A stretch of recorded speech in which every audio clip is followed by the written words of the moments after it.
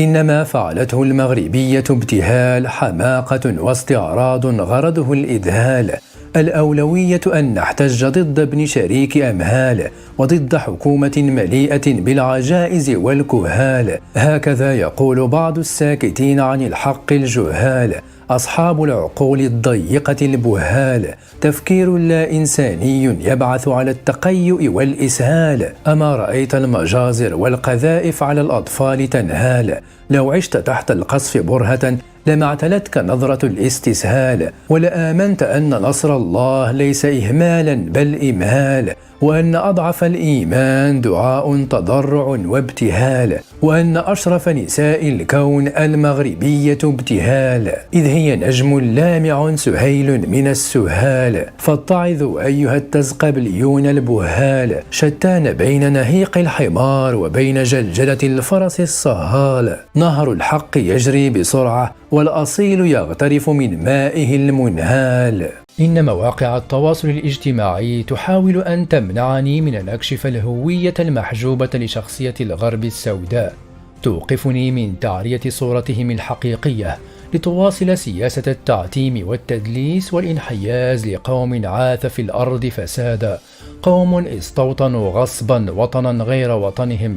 في كل مرة أحاول نشر فيديو عن الأهوال التي حاقت بإخواننا في غزة أجدني مصابا بخيبة الحظر، تماما كما لو كنت أصنع سفنا ورقية لكنها لا تبحر أبدا، فالمحيط المعلوماتي ملك لنتانيا. ربما لو كنت أمجد حفنة من الصهاينة لفتحت لي حينها كل شرايين مواقع التواصل الاجتماعي، لكن ولأنهم يعرفون أين يقف المسلم بالضبط، فإن البوابات كلها ستكون موصدة في وجهه.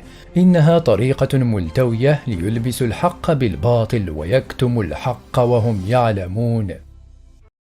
أيتها الجرادة المالحة، أين كنت سارحة؟ قد جئت عبر بلاد يحكمها شنقرحة، بلاد لزعزعة استقرارنا طامحة. في الماضي غزا الجراد الجزائر، فقلتم جاسوس مغربي وأسلحة، مؤامرة مروكية واضحة. أما نحن سنحمد الله ونقرأ سورة الفاتحة، ولربما قد نشوي بعضا من صاحب الأجنحة. هكذا يقابل المسلم ابتلاء أو جائحة بالصبر والدعاء، بعيدا عن الأضرحة وعن ادعاءات كاذبة واتهامات قادحة، والضرب تحت الحزام في كل فرصة سانحة. صحيح أن هذه الحشرات للحقول كاسحة، تأكل الأخضر واليابس للنبات ماسحة، بمقدورها أن تجعل الغد أسوأ من البارحة، تحول الأرض الخضراء إلى جرداء طافحة، لا تهاب مبيدا مناعتها